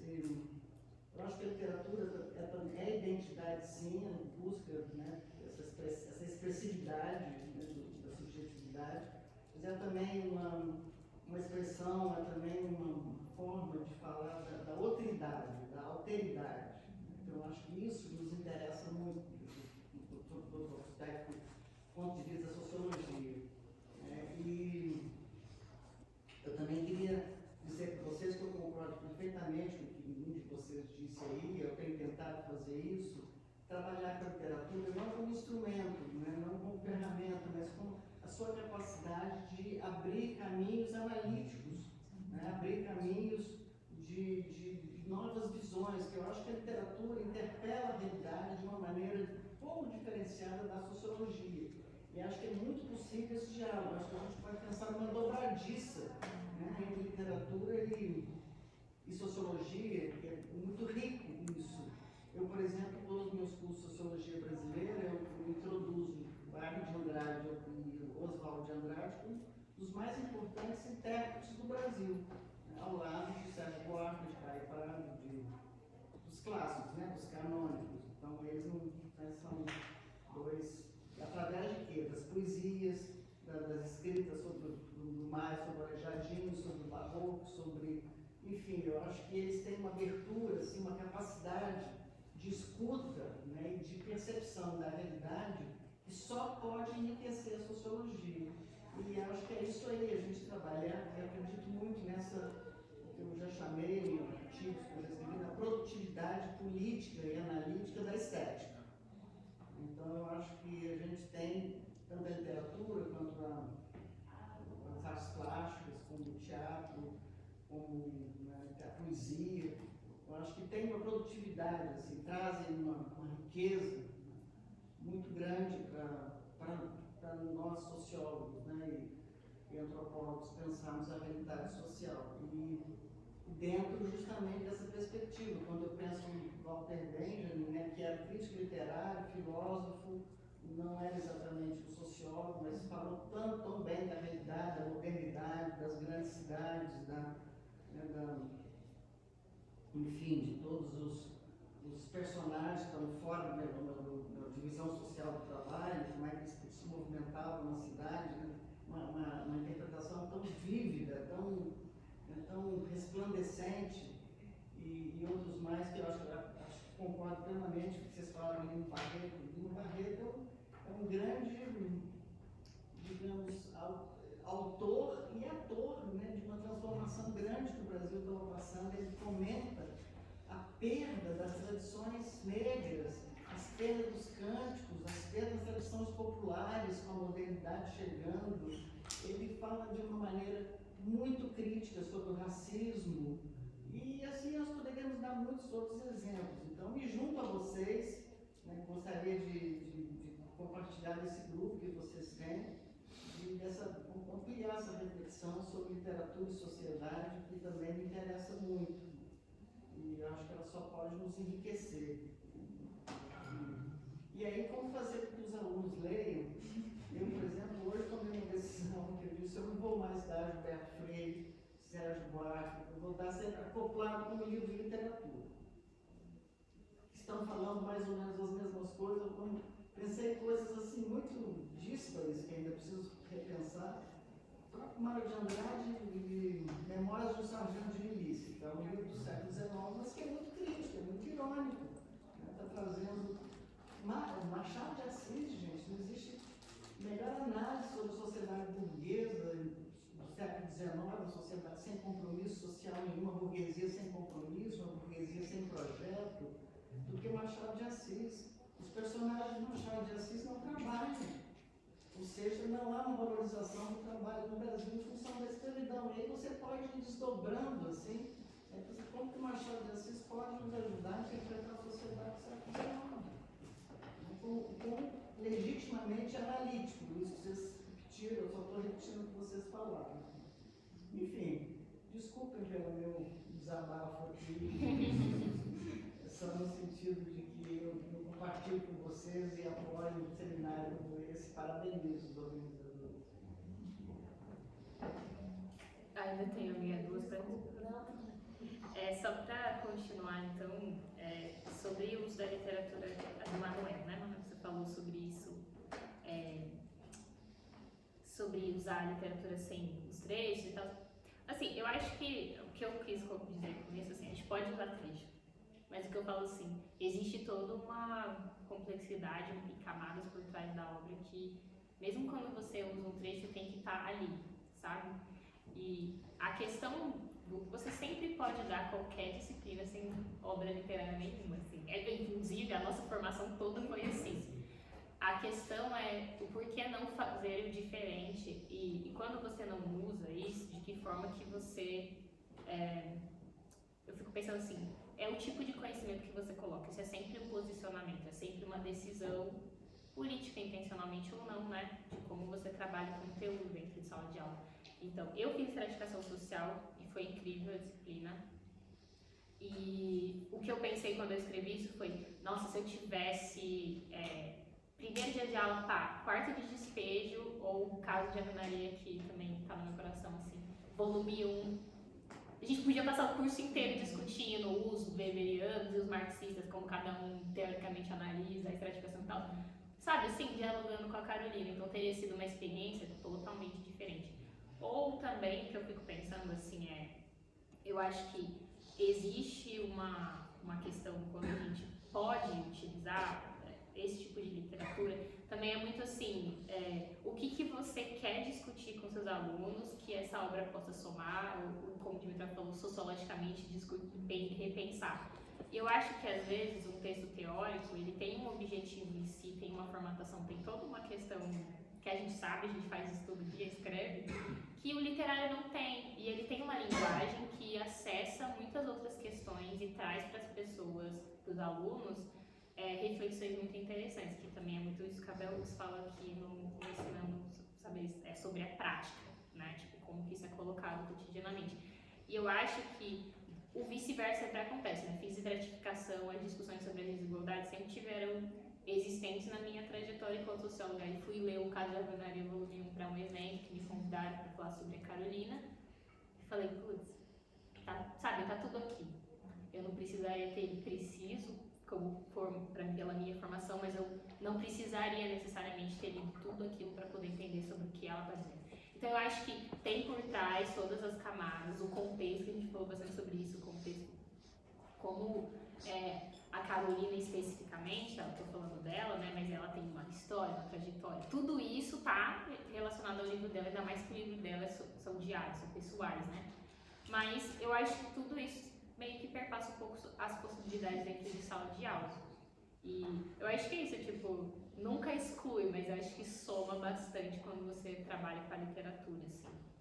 E eu acho que essa pergunta sua também dialoga com a pergunta do Daniel, né? Sobre como que a gente pode enxergar o livro para além dessa coisa mais sobre o básico do básico, né, dentro do livro e transcender talvez essa porta.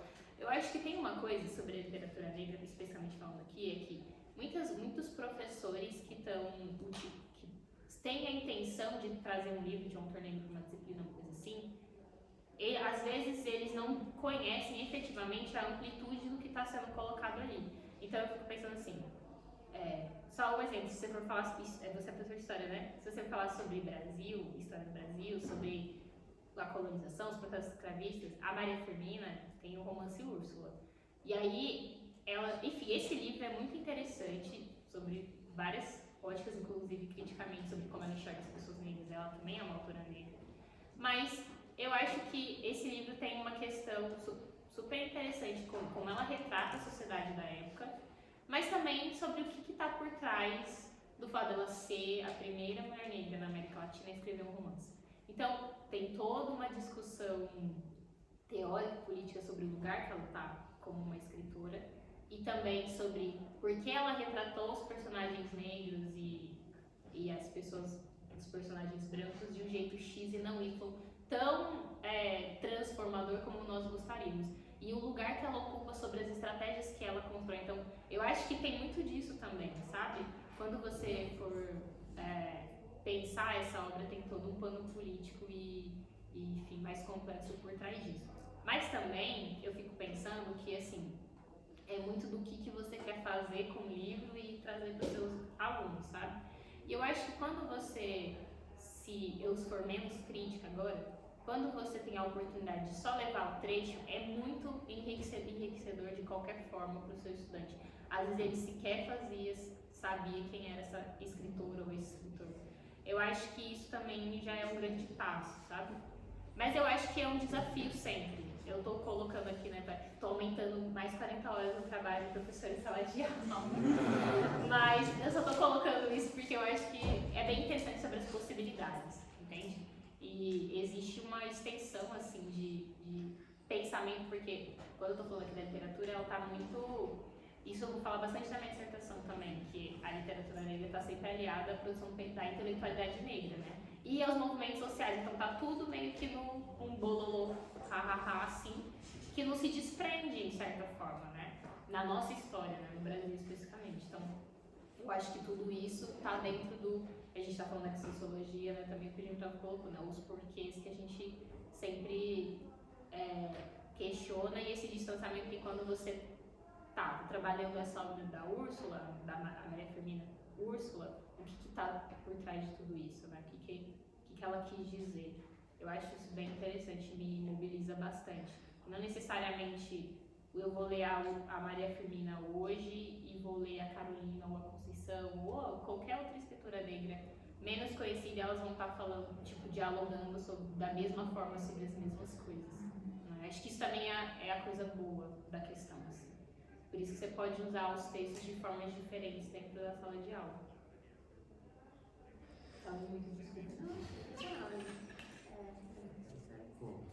Veja, a Esther me falou, assim, como fazer os meninos lerem é a pergunta de milhões, né? Não tem resposta. Mas eu fico com a impressão, Rodolfo, que a gente esquece algumas coisas assim, né? Por exemplo, a física tem muita tranquilidade em gastar horas no laboratório, né? A química tem tranquilidade de fazer a mesma coisa, a educação física, ninguém fica fazendo teoria do jogo de futebol, põe o moleque para jogar futebol. Então, tipo, acho que a gente tem que gastar tempo lendo em aula. Isso eu faço na graduação, Maria está aqui. Quer dizer, foi uma opção realmente pedagógica minha de ler em aula, né? E mostrar os meus grifos, e mostrar como é que o que me chamou a atenção, porque a gente dá de barato que assim, a pessoa lá na terceira série aprendeu a ler e agora ela já lê, né? E não, ler é uma prática, né? E é uma prática que você passa o olho, você acha que entendeu as palavras, você nem entendeu o que o autor está falando, você nem percebe que você não entendeu o que o autor está falando. Então, eu acho que ler em sala é um exercício, a gente tem que assumir que isso é a prática do sociólogo. Qual que é a prática do sociólogo? É ler. Mas a gente aprende a ler a vida inteira, a gente não aprendeu a ler só lá no ensino fundamental, né? Então, eu acho que esse é o primeiro ponto, né? E aí isso envolve o segundo, que é assim, por que eles gostam ou não gostam de ler, é um pouco, você já deram a resposta aqui, quer dizer, a gente gosta do Machado de Assis depois de velho, porque depois de velho a gente entendeu qual que é o contexto do Brasil, entendeu que ele estava sendo irônico, entendeu que ele estava com um monte de coisa ali nas entrelinhas, e aí o negócio ganha uma dimensão enorme. Quando você está no ensino médio, ninguém te explica isso. Os caras mandam você ler. Então, é por isso que ler em aula é interessante, porque você mostra, olha só, aqui tem uma ironia, aqui tem uns, né, ele está falando, porque você, leitor sabido, né, você, leitor treinado, você consegue fazer as relações que os alunos não conseguem, né? E você mostrar que se lê fazendo relações, que é assim que se lê, não é óbvio, não está dado, né? Então, isso remete à origem da sociologia da arte, né? Quer dizer, o Bourdieu, quando vai fazer um trabalho sobre os museus, ele vai fazer em função de uma encomenda francesa, do governo francês, que deixou gratuito os museus, achando que com a gratuidade as pessoas frequentariam, e as pessoas não frequentam. E aí ele vai dizer, olha, as pessoas não frequentam porque elas não têm capital cultural para absorver aquela arte que está sendo exposta, né? Então é preciso fazer os educativos dos museus, é preciso levar, enfim, dar recursos para que essas pessoas consigam participar desse negócio, né?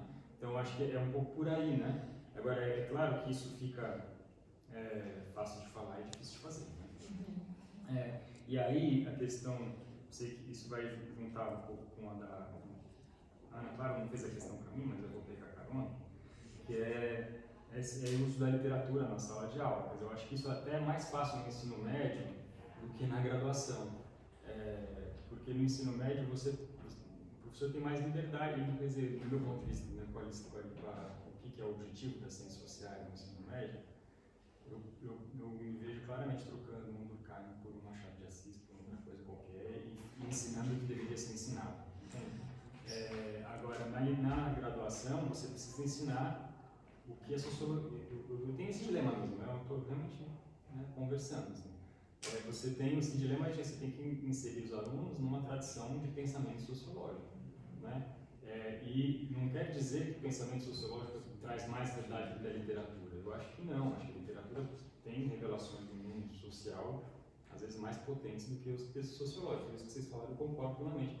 Né? E eu tive professores sociólogos que diziam isso: olha, eu estou aqui tentando ensinar, mas você lê Grande Sertão Veredas, você vai entender melhor do que eu estou conseguindo explicar. Tive professores na graduação dizendo isso. Né? Então, mas o objetivo de um curso de graduação é ensinar na tradição da sociologia.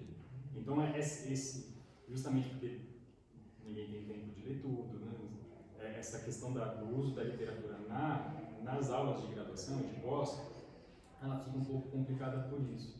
Porque também as experiências que eu tive de dar textos de literatura nos cursos de ciências sociais é que aí a discussão cai para o impressionismo, porque justamente a gente não, como você está na dúvida ali, se você ensina o aluno a ler sociologicamente uma obra de arte ou se você coloca a obra de arte propriamente, se você troca uma coisa pela outra, o aluno olha para a obra de arte como ele sempre olhou, e aí vira um impressionismo, eu gostei, não gostei, eu achei legal essa parte, né? Mas não tem uma análise sociológica sobre aquela obra. Agora, eu acho que ao mesmo tempo a tua fala é interessante, e eu acho que a Gabi já falou que assim, isso varia muito de departamento para departamento.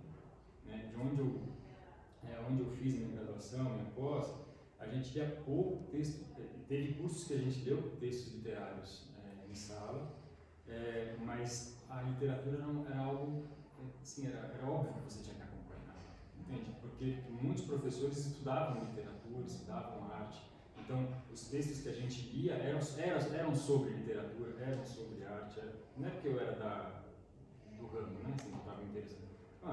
Muitos professores lidavam com isso nos seus objetos de pesquisa, então a literatura não estava ali Em alguns cursos estavam listados na bibliografia, em outros não estavam listados, mas estava subentendido que você tinha que acompanhar. É claro, tem um grau elitista, né, de quem que consegue, mas, enfim, eu acho que varia muito de fato de...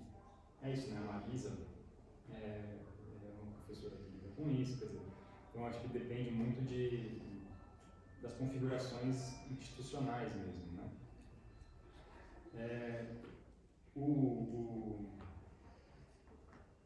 Manuel, que dessa vez acertei o nome, o livro didático, né? Quer dizer, eu exagero mesmo, né? Eu exagero para provocar. Eu tenho plena consciência de que o dia com a distribuição dos livros didáticos, a gente tem que usar o livro didático quanto der. Né? Assim, é o material que os caras têm em sala, você tem que explorar o máximo que der. Né? Mas o que não significa que você vai adotá-lo, entendeu? Ele é uma referência, ele não é uma coisa que eu acho que deve ser adotado. A unidade 1 vem depois da unidade 2, que vem depois da unidade 3, você tem que decidir quais são as unidades que você vai usar, quais são os trechos que você vai usar, se você vai ler, se não vai ler, se vai fazer os exercícios ou não. Porque o que acontece muitas vezes é que é mais fácil simplesmente ir seguindo o fluxo do livro. E isso que eu acho ruim, né? Agora, que a gente deve disputar os livros, é evidente, né? É evidente, até para ter mais materiais interessantes. Mas mesmo se a gente disputasse, eu fizesse o meu livro didático, que eu acho ideal, perfeito, não sei o quê, eu ia ficar abominável se alguém usasse de forma crítica, entende? Porque não ensina a sociologia desse jeito, né? E para o Daniel, eu acho, Daniel, quer dizer, tem uma... Acho que a Gabi o Flávio já responderam também, mas a gente tem que se lembrar que a literatura, eu estou extrapolando o meu tempo aqui, preciso agora, mas a literatura, ela é uma construção social datada. A literatura que eu digo romance, poesia, né? Agora sim, literatura no estrito senso, né? É uma construção social datada. Isso daí foi feito com a Revolução Industrial, com o capitalismo editorial, que se percebeu que podia se fazer romances, né? E é uma tecnologia usada para criar identidades nacionais. Foi planejado para isso, certo? A literatura, a gente acha que é uma expressão do espírito. Não, ela é uma tecnologia para a construção de identidades. Né? Há vários autores que falam disso, né? Quer dizer, então o que a gente tem que imaginar, eu acho, quer dizer, para não usar chapados os materiais em sala, é de fato perceber que eles são construídos. Né? Então, quanto mais você conseguir trazer para os seus alunos que aquela forma de representar o Brasil, no caso do Cortiço, que foi o exemplo que você deu, está ancorado em questões sociais, do autor, do contexto, menos vai ficar essa coisa esquemática, entende?